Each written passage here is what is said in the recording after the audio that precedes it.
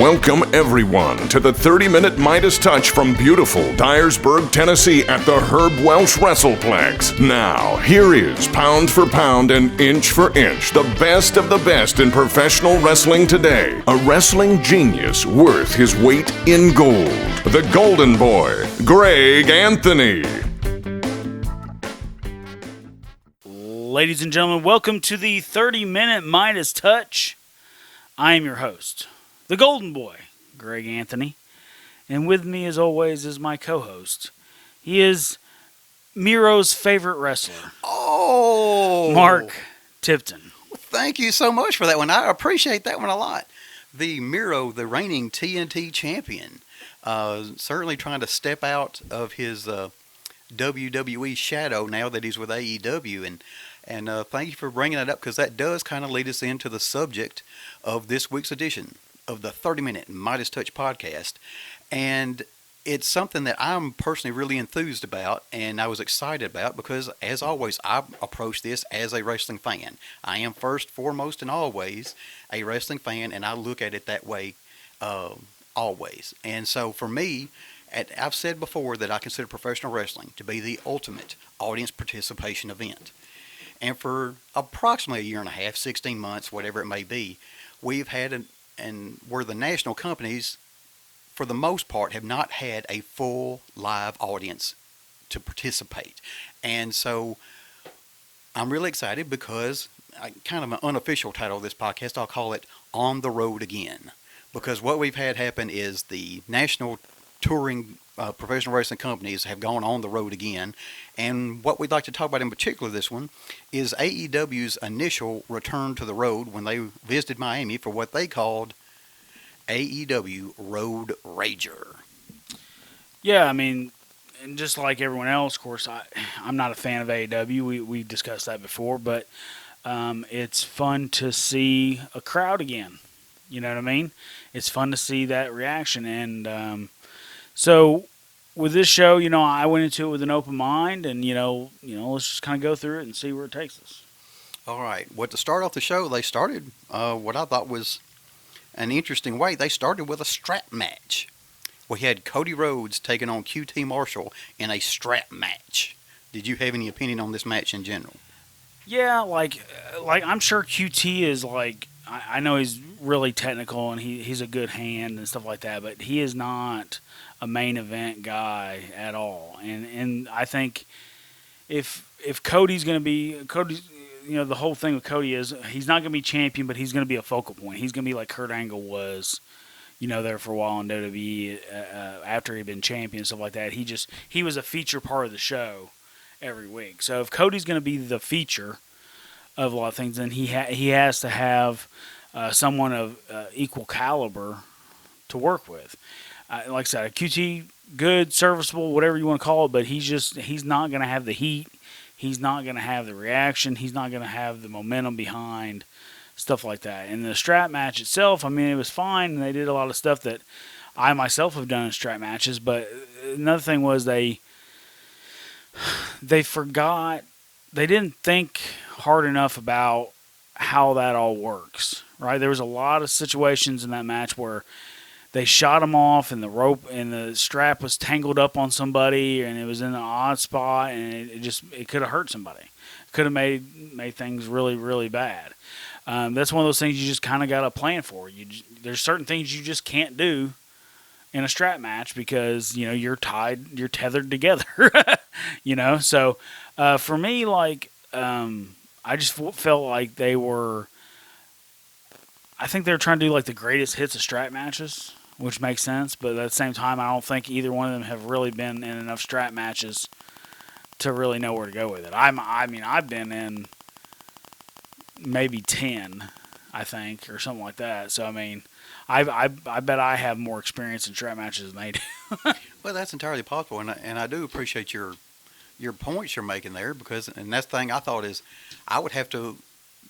And maybe because it's part of a weekly show, they didn't quite dedicate the time to it they should have. If it was something that they built up over the long term. Real quick, two things I did notice during this. Cody Rhodes, he did, at one point he kind of reminded me of Sting. He kind of challenged him to hit him with a strap, and he did some things that reminded me of Sting, and I thought maybe that's the influence of having Sting around. But he's not that guy, though. Like Sting, John Cena, Hogan, all those guys were, it was more palatable for them to walk through offense. Luger. Well, sure. To walk through offense than it is someone like Cody. Does that make sense? That's fair enough. And I'm not saying that as a knock either, because I'm the same way. Like, I can't do that kind of stuff. It doesn't get the reaction that it's supposed to, because I need to fight from underneath. I need to get my ass kicked.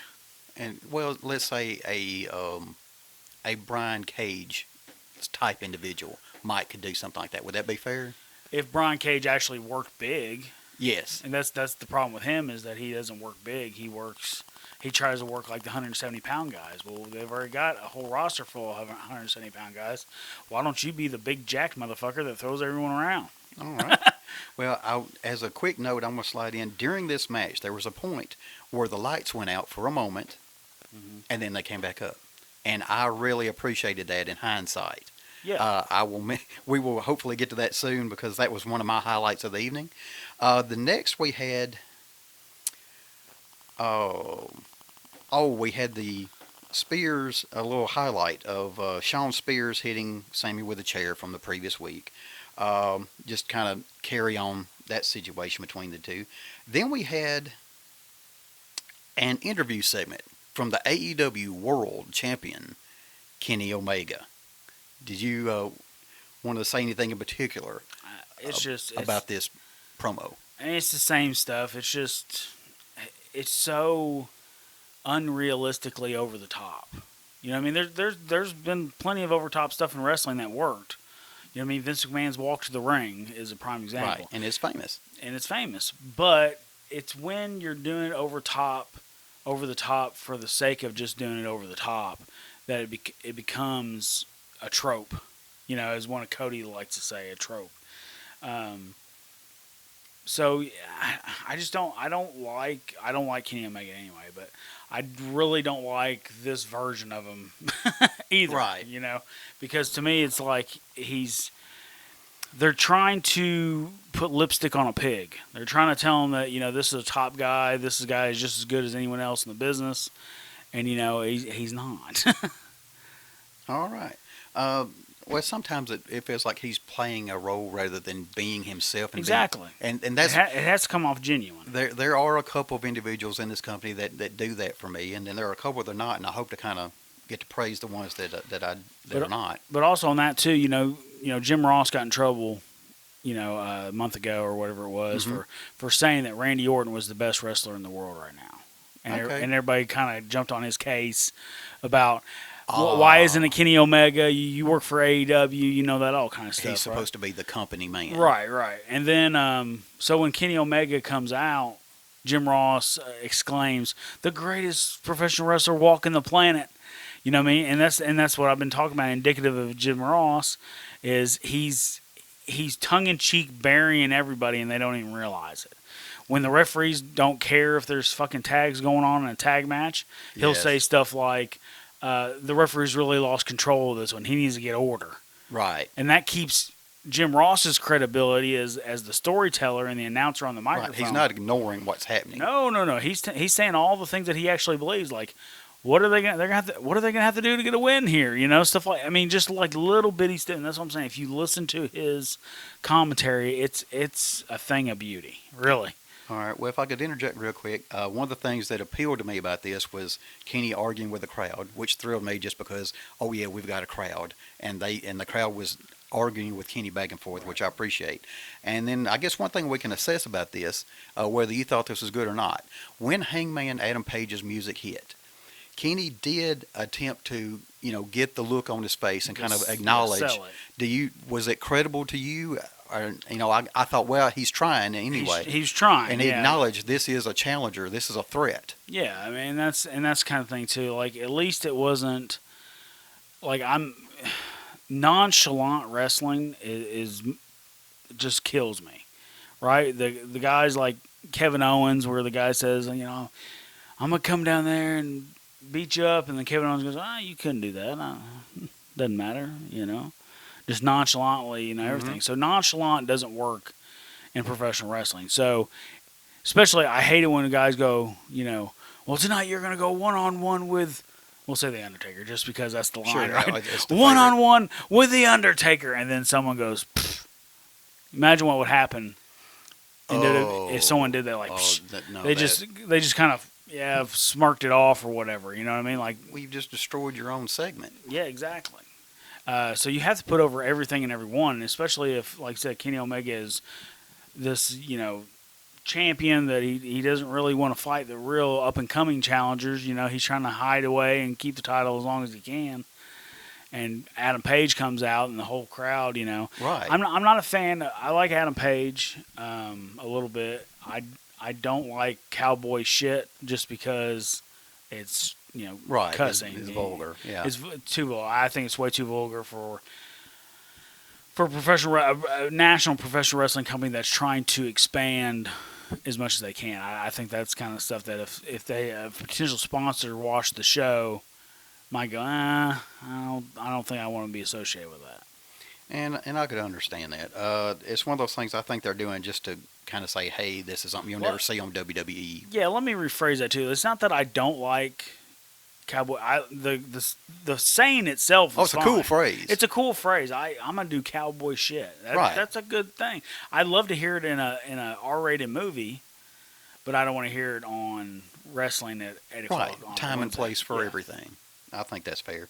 And after this, we went to a sit-down interview between Darby and Ethan Page, kind of a promo. And this was something that happened throughout the show, and just overall, this show came across to me as a season premiere, kind of a promotion for what's coming up, which is something I appreciate. It's kind of a fresh start.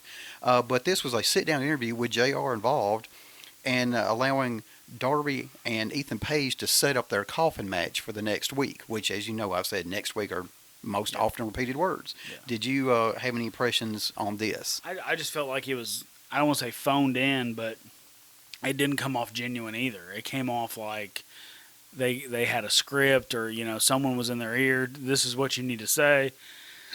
So none of it really came off like urgent to me. You know what I mean? Like, it's not like when they had Rock and Austin do the sit down before WrestleMania 17. Right? It's not like that.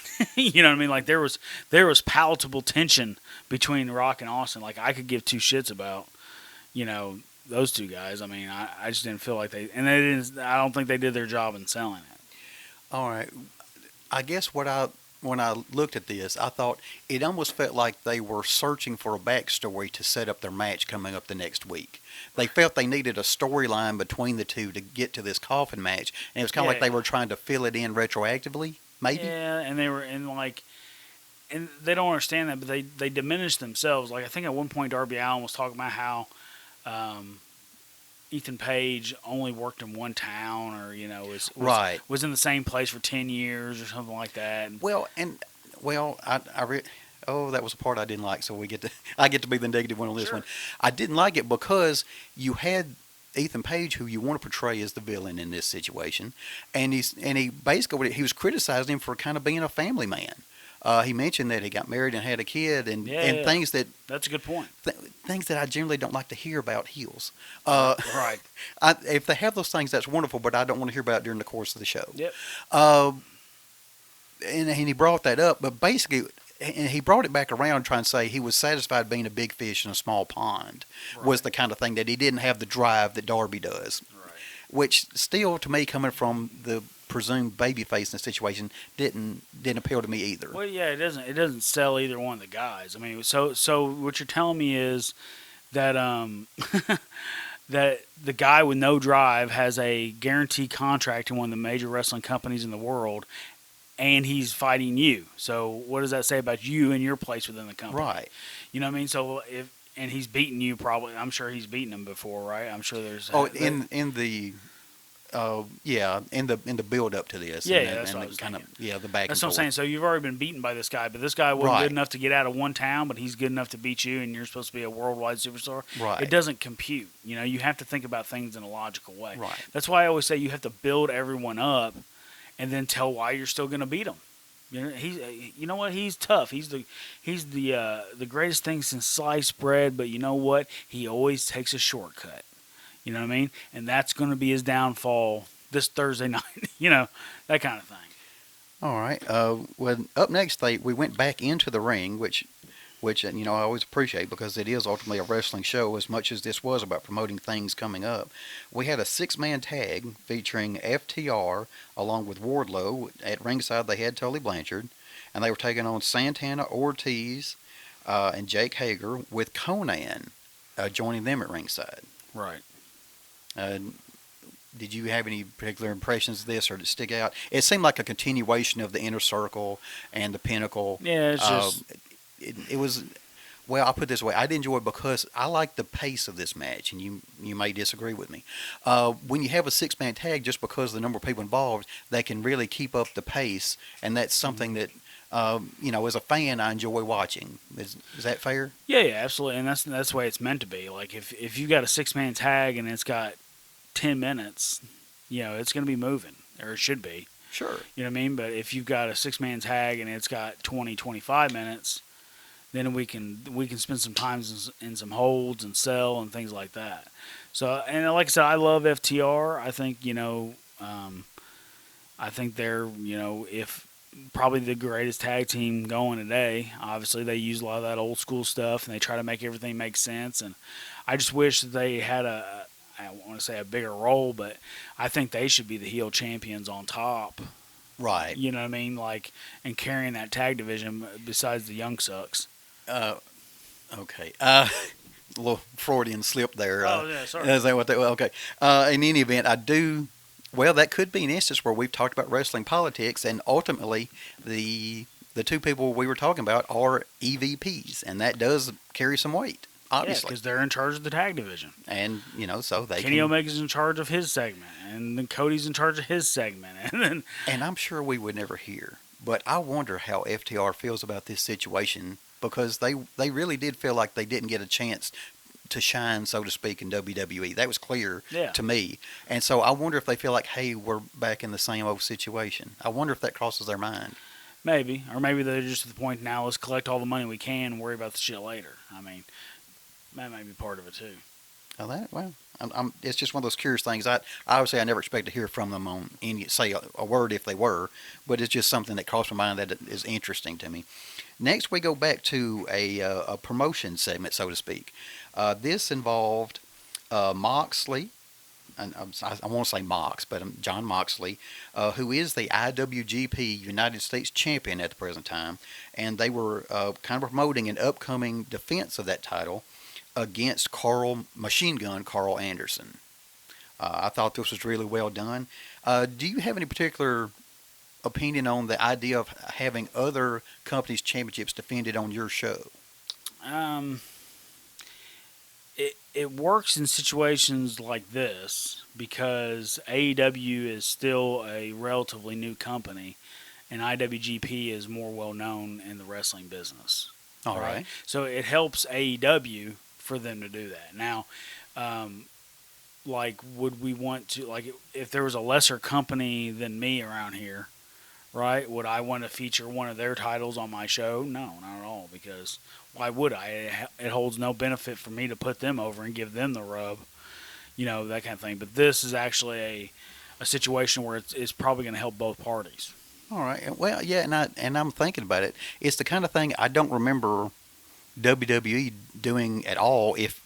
They may have done it at some point, but rarely. Very rarely. Yeah, they did Madison Square Garden stuff. They would do sometimes the NWA title. Okay. Right, and then also remember when Taz was a contracted WWE wrestler, and he went back to ECW and won the title. Okay. Then he brought the title to WWE, and he actually, I think he wrestled Triple H but got beat. All right. That kind of thing. So there's a little bit of there. So never say never. Never say never. And it's probably just something they did want. I mean, like I said, they only did it a few times. So. Okay. But, time and place for everything, I suppose. Yeah. The kind of recurring theme here. Now we approach one of the things that I consider the highlight of the night. And I want to see if you disagree with me here and kind of kill my buzz here. We had this was an interview segment that took place inside the ring. And it was involving MJF and Chris Jericho. I don't know if you want me to I don't know if you had a particular impression, but I do want to kind of set the scene. Yeah, go ahead. MJF came out to the ring first before a commercial break, and then they came back, and we got Chris Jericho's entrance, and then those who were fans at heart like myself got to sing Jericho's music, because I consider one of my favorite things is when I hear a crowd sing. Yeah. Like that. It's something I always enjoy, and regardless of what it's about, even if you go to a concert, you hear that sort of thing. The crowd's singing along. I love that. And you had him come out. The interesting, one of the things that right off the top is they had an incident where a fan crossed the barricade and tried to get into the ring, presumably at MJF. And the security did grab a hold of him, and Jericho seemed to get a shot in or two as they carried the guy out. Do you want to comment on too much fan interaction?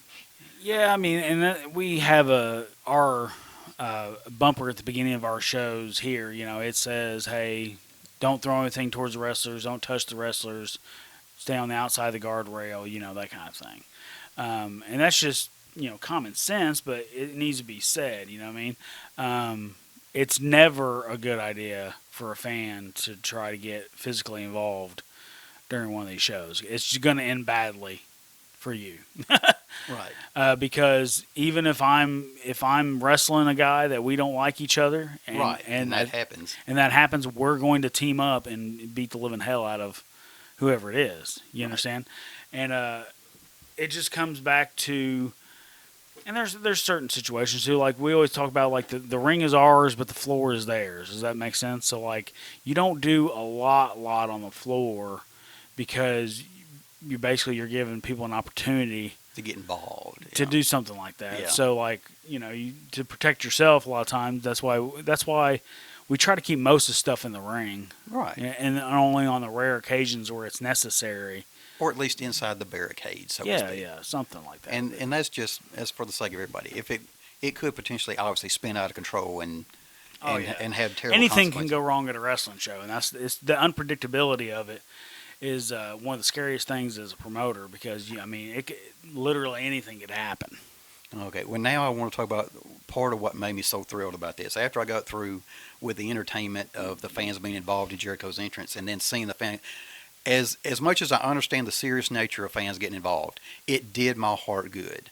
And I did find out via a fan called into Busted Open Radio and kind of spilled the beans that MJF came out before the commercial, and then during the commercial break, he took advantage of the situation and grabbed a microphone and explained to the citizens of Miami what disdain he had for them and everyone who was there. And knowing that kind of made more sense why you had that, and it kind of builds back to, we talked about people kind of playing bad guy but not really being. To me, MJF is a heel. Yeah, I agree with that, and I think this could be Chris Jericho's influence on him too, because Jericho did the same thing during his famous 1004 holds promo. Where he was talking about arm bar, left arm bar, all that kind of stuff. Yeah, the credunzel. There was something about a credunzel in there. Yeah, the three-legged moss-covered credenza. Yeah, but. Yeah, he did the same thing when he was reading the list. They went to commercial. Well, during the commercial break, apparently he was just decimating their sports teams for the entire duration. And then when they came back, there was this thunderous boo, and he was still doing the thing, and it looked like the storytelling looked like he'd been calling off the list. He'd been just doing the list the entire time, and they were reacting to that. But when in fact he had insulted them directly. Well, anyway, I just appreciate MJF. To me, he legitimately portrays the heel. Yeah. There's nothing really redeeming about him. He's just... Yeah, he's a smug little fuck. He's just, once again, I love 80% of what he does. I don't agree with the overall cussing that he does sometimes. Right. GD and things like that. And sometimes he does... Like, one time I saw him take a buckle. Like, someone rammed his head into the top buckle, and he actually... jumped on the bottom rope and did a moonsault. You know what I mean? Like, obviously that's ridiculous and phony. So, I mean, it didn't have any place in professional wrestling. So, stuff like that. But for the most part, yeah, he is one of the few heels in professional wrestling. All right. And Currently. Yes, and he is legitimate. I'm going to try to speed up here. I'm afraid time might get away from me. I get a little too enthused. But we did have a Britt Baker kind of promotion of her upcoming match for defending her championship. She did slip in a dig at WWE by mentioning Saudi Arabia. She used the phrase blood money and then said maybe we could have a show in Saudi Arabia. I'm not sure I'm a fan of that sort of thing. Referencing the other company too much to me could be, well, particularly when your significant other works there. It's just above her pay grade. Like, Right. she's not the kind of talent that needs to be saying stuff like that. Okay. Because she could be let go at AEW at any point. Right. And then where would she go? Okay. You know what I mean? And as far as blood money goes, listen, it's a business, Right. WWE was offered, A significant. oh my God. I wish someone would offer us, a percentage of that just to go over there and do something like that. So. Exactly. Well, then we had the AEW in-ring debut of Andrade El Idolo as he took on Matt Sydal. Yeah, this was a good match. I actually like Andrade. I think he's a natural kind of guy. Obviously, what is he, a third generation? I believe that's correct. Third generation. I mean, the only thing I don't like about his entrance is I don't like when they come out in the mask and then take off the mask. You know what I mean? Because, like, when you come out in the mask, then no one knows who the fuck you are, right? And we're seeing a lot of that on the independent scenes. Like, guys wear that half mask.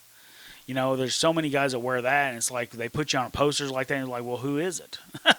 You know what I mean? Like, it could be one of 1,200 other guys that are doing the exact same thing, So, it needs to be something more unique to yourself. But Andrade and Sydal had just a solid match. Obviously I personally think it needed to be shorter because, you're featuring Andrade here. Yeah. And A little too much back and forth. A little too much back and forth. He just needed to show everybody this is the shit that I do, and I go over with his finish and let's start storytelling from there. But yeah, there was a little too much back and forth. Yeah, I did notice he tried to stick in at the end a little post-match attack to kind of cement his status as not a crowd favorite. But exactly, it could have been established just with a shorter match. With a shorter match and a then clean win. Yeah. Fair enough. All right, then we had another promotion for an upcoming match between Christian and Matt Hardy. Those of us long-term fans always look forward to seeing these two get together. And actually, I actually watched that one this week. All right. And it was a really good match. Yeah. I mean, those two guys are just phenomenal. They can still go. I think that was one of the best AEW matches I've seen. So. Yeah, it was. Absolutely. And with two experienced guys like that, you expect it. All right, now we've hit another one of the things that I particularly enjoyed that because it calls back to the opening match of the night. We had Arn Anderson in the ring, and he was kind of being interviewed by Tony Schiavone.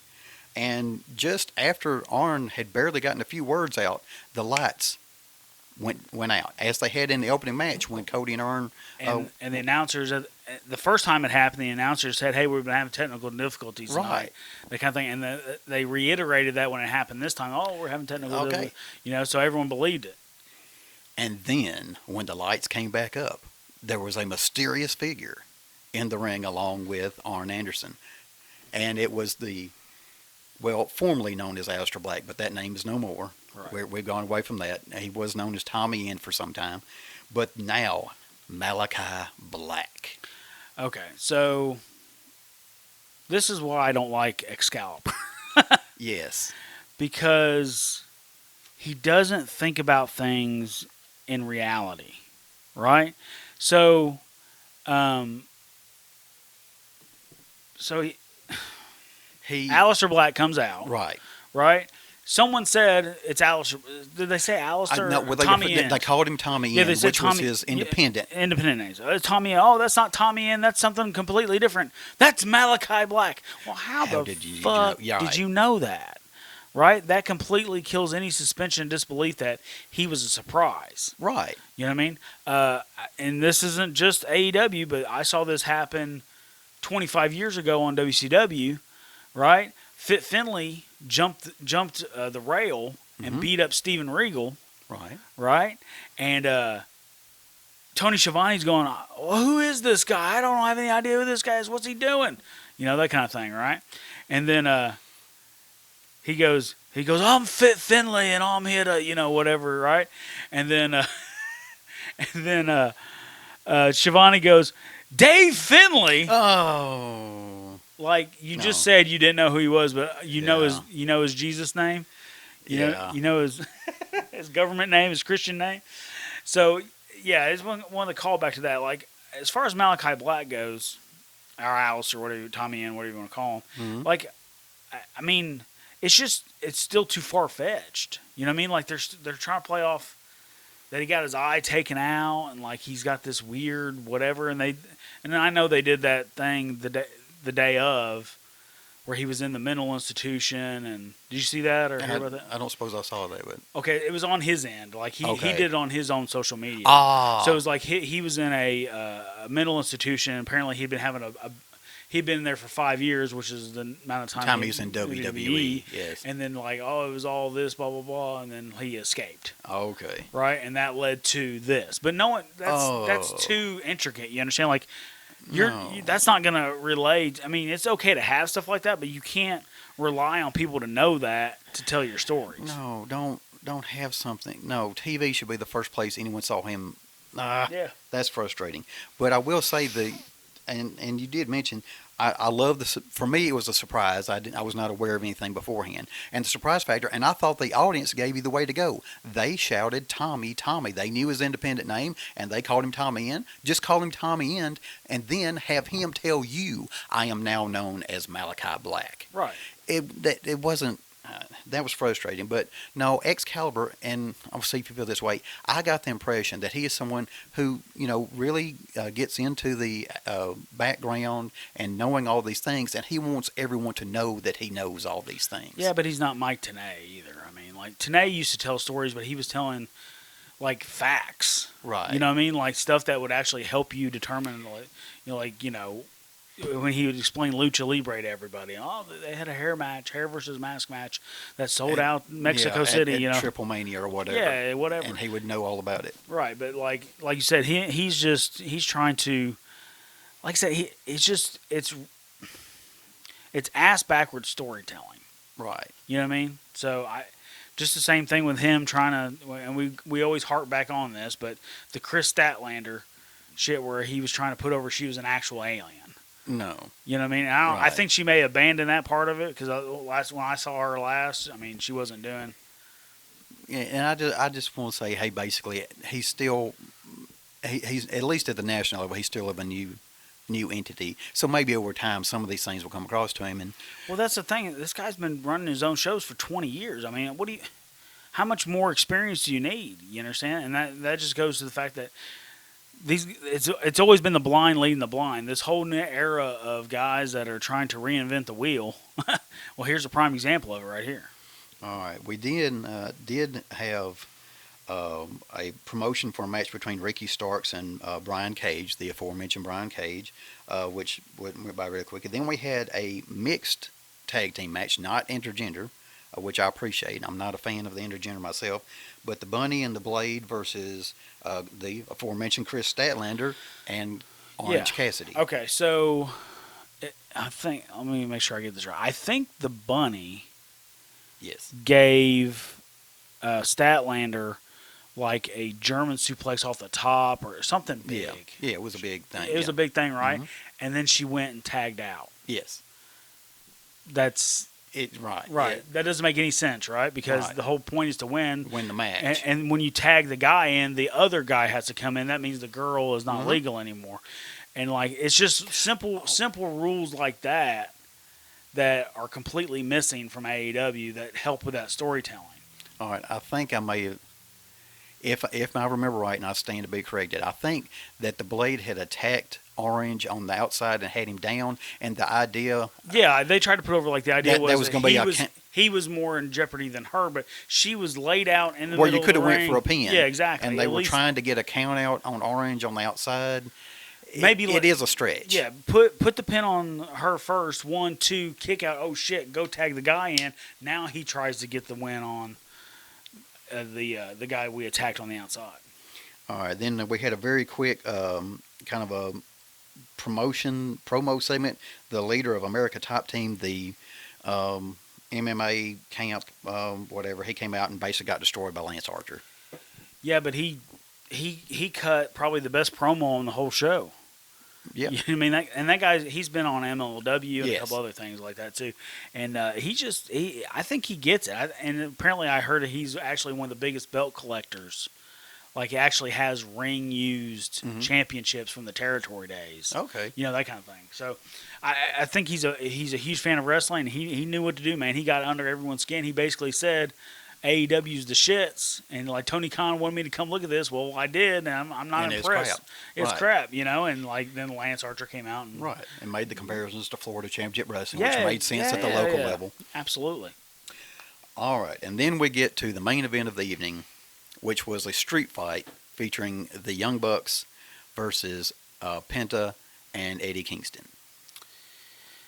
Yeah, I mean, at least this one, I guess it was it supposed to be like a no DQ or well, street fight, yeah. Street fight? Street fight. Yeah, kinda. this one, because there was no tags. No, it was... Which, okay, so we've heard me complain about the tag stuff many, many times.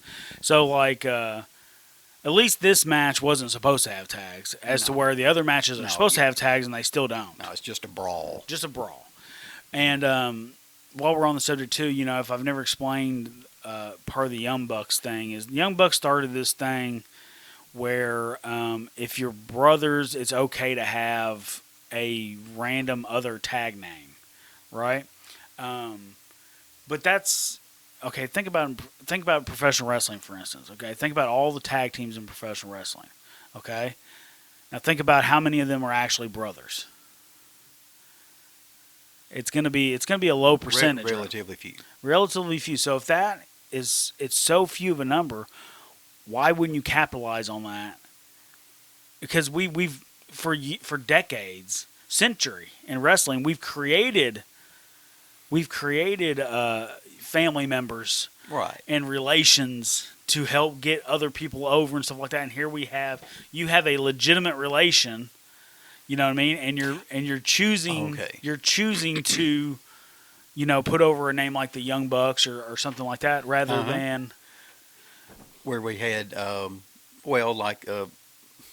Hardy Boys. Yeah. Or the Steiners, the Hardy Boys, the Briscoes. The Briscoes. I mean, it's endless. That sort of thing, as opposed to, say, the way family relations were created with Arn Anderson becoming an Anderson. Right. I mean, like I said, we had to create that, though. Yeah. But now imagine if, because they went by it a little bit, but it wasn't their main name. They were still the Andersons. Right. The Minnesota Wrecking Crew was just their moniker, pretty much, right? But they were still the Andersons. Right. Now imagine if we didn't put them over as the Andersons at all. It was just the Minnesota Wrecking Crew. Right. So people think you didn't acknowledge it. Those are just two people from Minnesota. It wouldn't have the same effect. Oh, that's a nephew and a uncle. That kind of thing. All right. Anyway, anything in particular else stand out about this? No, I mean, it was just the same video game bullshit they always do. I mean, it's just all over the place. I'm trying to remember, was this the one, I'm trying to remember during the course of this, was it during this match they did a Canadian Destroyer through the table? I think so, yeah. And then... They then continued the match absolutely. For quite some time. And see, and the thing is, moves only mean as much as you make them mean. You understand? So if you take a Canadian Destroyer and it's not the finish, you understand, then you've done that. I mean, I want everything I do to mean something. If I do an arm drag, I'm going to sell the arm drag because the guy just did an arm drag. You know what I mean? But like they don't want to sell anything. They don't want to sell kicks. They don't want to sell pile drivers. They don't want to sell, you know, all this kind of stuff. And it's really frustrating because we have a generation of kids that are coming up and this is what they're seeing, thinking this is professional wrestling when it's in actuality not. All right.